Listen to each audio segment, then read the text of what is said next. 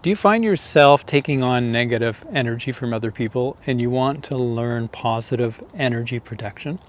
Well, that's what this video is about today. It's about how to recognize when we're taking on energy from other people that's draining us and causing negativity, causing negative thoughts, taking on thoughts from other people, maybe intrusive thoughts, things like that.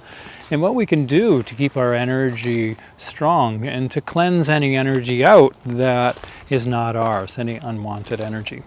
My name is Arne Pedersen from Awareness and Health. I'm a mindfulness-based counseling hypnotherapist in Victoria, BC, and I help people in person and online through these kinds of things, through anxiety, through stress, through taking on negative energy, feeling disempowered around other people, learning healthy boundaries and self-confidence and things like that. And so I want to talk about this in several different ways today, sort of going through a few ideas and tips and some practices that will help you a lot with this. We have to really establish healthy boundaries, okay, if we don't want to take on negative energy from others. And if we feel disempowered, if we have low self-esteem, we're going to take on energy from other people really, really easy because we're not going to have healthy boundaries. Other people will be able to sort of really affect our energy. So we need to really work on building our self-confidence. An awareness practice will help. On your own, maybe you need some help with a therapist to move through the process building confidence. But this is about self-help tips. And so practice being with what you feel, building self-awareness. Practice being with your feelings and emotions. Sit with a simple awareness practice and cultivate a self-acceptance, body awareness, the connection with your inner being. Be with what you feel. Practice being with your breathing. Practice every day for maybe 5 minutes or something like that. And as you do that, you'll start building the confidence that you can be with what you feel. And then as you can be with what you feel, you can start stretching yourself out of your comfort zone more and handle more in life. And that builds your confidence, that builds your ability to maintain boundaries. But there are boundaries in another kind of way. Sit and be with what you feel. Feel your butt on the chair, your back against the chair rest. Feel if you're leaning back on the couch, feel your head and your back against the cushion of the couch. Feel the boundary where you end, your body ends, and the couch begins. Because this is the boundary where we're going to take out into the world, where you end and another person begins. When we start getting clear on that boundary, where we end and another person begins, we're not going to take on their energy as much anymore. We can start to sense that, oh, I'm very empathic, intuitively empathic. I'm picking up their energy. I'm picking up their thoughts and feelings. And it feels like they're mine, so I'm taking it on. But as you start getting clear on your inner boundaries, connecting to your inner self, being with what you feel, you can start to separate that out, and then you don't take their energy on as much. Now, another way is setting positive intentions. When we go somewhere, we're going to an event, we're going out somewhere, take a moment, take a breather. Don't just rush between one thing and another. Set the intention to be there. See it surrounded with light. See it going well. See yourself smiling. See yourself flowing with things. See yourself finished and going, oh, that was a really good experience. Setting that positive intention is very helpful, because if you're having trouble with lack of self-doubt and self-worth, not feeling good about yourself, if you have anxiety and stress and worry, chances are when you go to do things, there's going to be a negative voice in your mind that's going to be preceding what it's going to be like in a negative way. So as you set an intention of it being a positive experience first, setting that intention, it helps. And it helps you maintain your energy, helps you to create a strong internal energetic boundary with what you're going to do.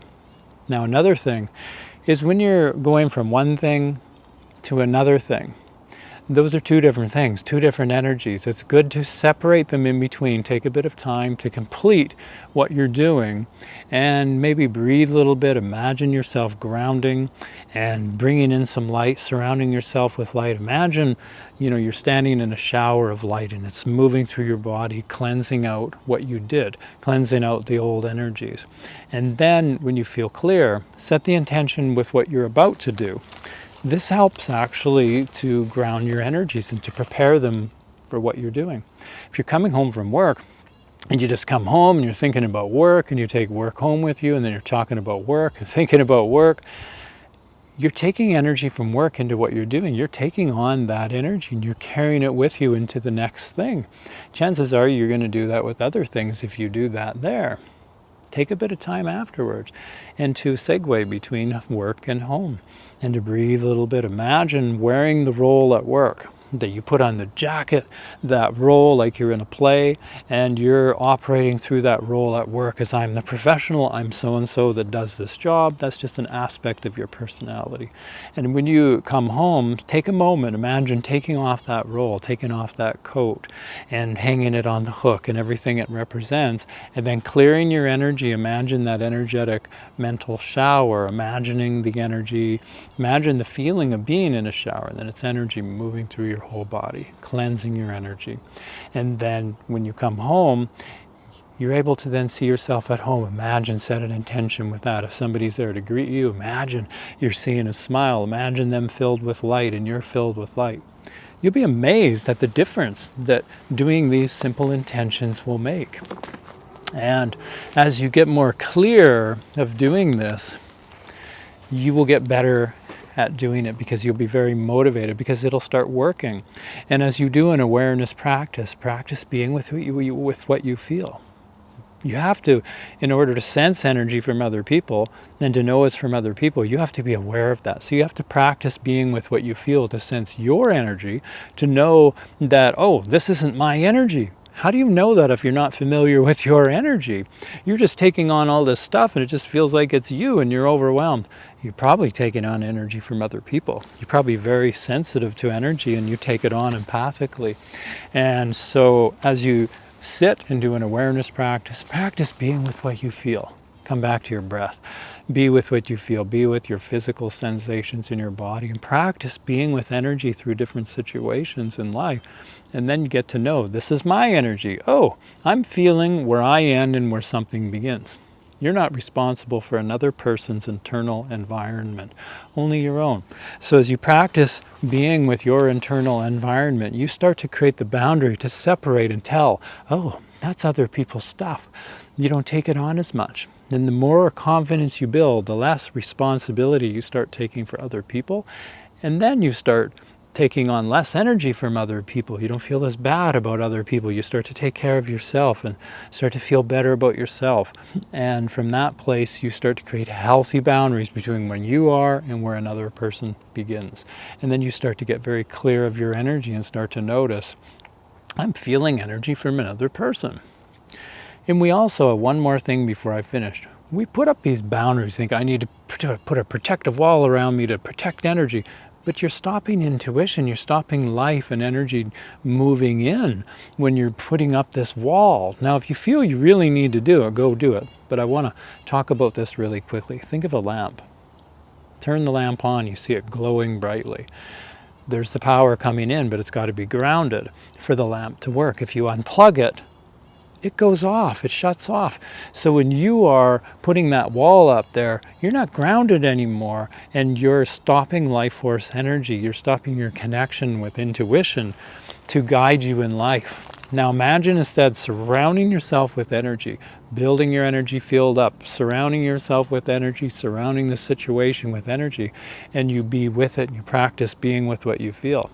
Then energy from another person, you don't take it on as much as you sense it, and it just moves right through you because you're grounded. It just moves through and keeps on going and it's gone. And when your energy is held strong, other people don't adversely affect your energy so much.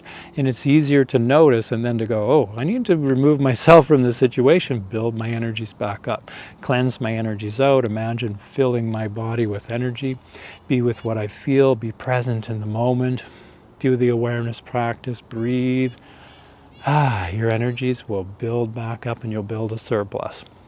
When you've built a surplus above full and you build extra energy more and more, then you become emotionally resilient and you can handle being in a situation that's challenging, maybe a couple, and your energy only goes down so much and you're using up your surplus, but not your main energy you need. When you get into a deficit and you get too low, that's when you go into overwhelm and you're extremely susceptible to taking on other people's energy. So work on doing things of self-care and self-love to build your energy up and build a surplus so you are much more energetically and emotionally resilient. So I hope you've enjoyed this video. Hit the like button if you liked it, and I hope these tools are really helpful for you. And I look forward to seeing you in the next video, and have a wonderful rest of your day.